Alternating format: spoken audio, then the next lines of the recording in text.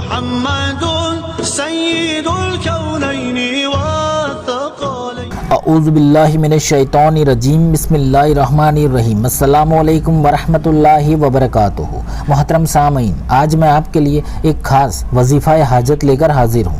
یہ عمل آپ کو عید الفطر کا چاند دیکھ کر پوری رات میں کسی بھی وقت کر لینا ہے، یا اگر آپ کسی وجہ سے چاند رات میں یہ عمل نہ کر پائے تو پھر آپ اس عمل کو عید کے پورے دن میں کسی بھی وقت کر سکتے ہیں۔ یہ وظیفہ سورہ یاسین شریف کا بے مثال عمل ہے۔ اگر آپ کی بڑی سے بڑی حاجت ہے، مراد ہے، تو انشاءاللہ یہ صرف ایک دن کے عمل کی برکت سے اللہ پوری فرما دے گا۔ اس کے ساتھ ساتھ آپ کو میں 2 نوافل نماز کا بھی عمل پیش کروں گا۔ یہ نماز آپ کو عید کا چاند دیکھ کر رات میں یا تو پھر عید کے دن یہ نماز ادا کر لینی ہے۔ یہ نماز کا اتنا ثواب ہے کہ اس کو بیان کرنا مشکل ہے، تو یہ نفل نماز آپ ضرور ادا کر لینا۔ اور اگر آپ اپنی عبادت کی قبولیت کے لیے دعا گو ہیں تو کمنٹ باکس میں صرف ایک مرتبہ آمین ٹائپ کر دیں۔ انشاءاللہ آپ سب کی کامیابی کی دعا کی جائے گی۔ اور اگر آپ کو ہماری ویڈیوز اچھی لگتی ہیں تو ہماری حوصلہ افزائی کے لیے ویڈیو کو لائک کر دیں اور چینل کو سبسکرائب کرنا نہ بھولیں۔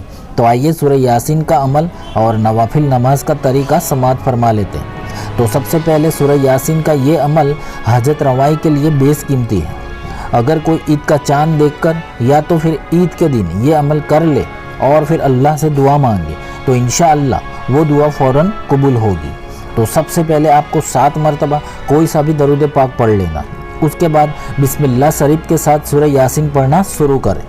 سورہ یاسین کی پہلی آیت یاسین والقرآن الحکیم، یہ آیت 101 مرتبہ ریپیٹ کرنی ہے، یعنی دہرانی ہے، جیسے بسم اللہ الرحمن الرحیم یاسین والقرآن الحکیم، یاسین والقرآن الحکیم۔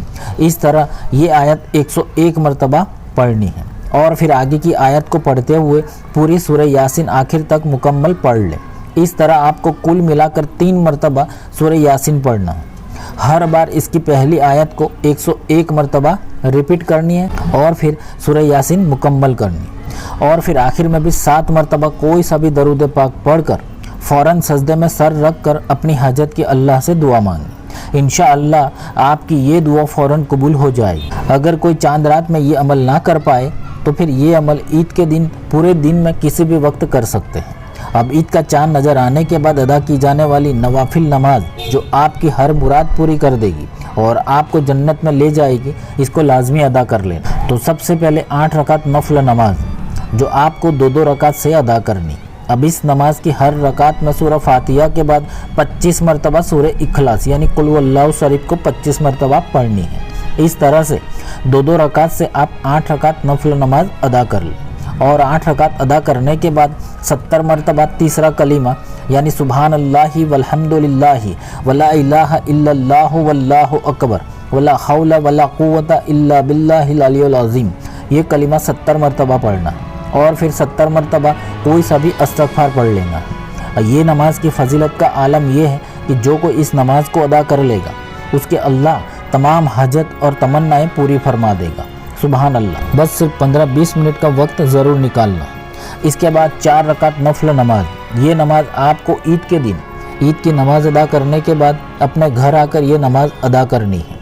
یہ 4 رکعت نفل نماز بھی آپ کو 2 رکعت سے ہی ادا کرنی ہے، اور اس نماز کی ہر رکعت میں سورہ فاتحہ کے بعد سورہ اخلاص یعنی قل هو اللہ شریف کو 21 مرتبہ پڑھنی ہے، اور اس طرح سے آپ کو 4 رکعت نماز ادا کر لینی۔ تو اس نماز کو جو بھی ادا کر لے گا اس کو انشاءاللہ جب تک کہ وہ جنت میں اپنا ٹھکانہ نہیں دیکھ لیتا تب تک اس کو موت نہ آئے گی۔ اور اگر کوئی یہ نماز ادا کرے اور پھر اسی شوال کے مہینے میں فوت ہو جائے تو اللہ اسے شہید کا مرتبہ دے گا۔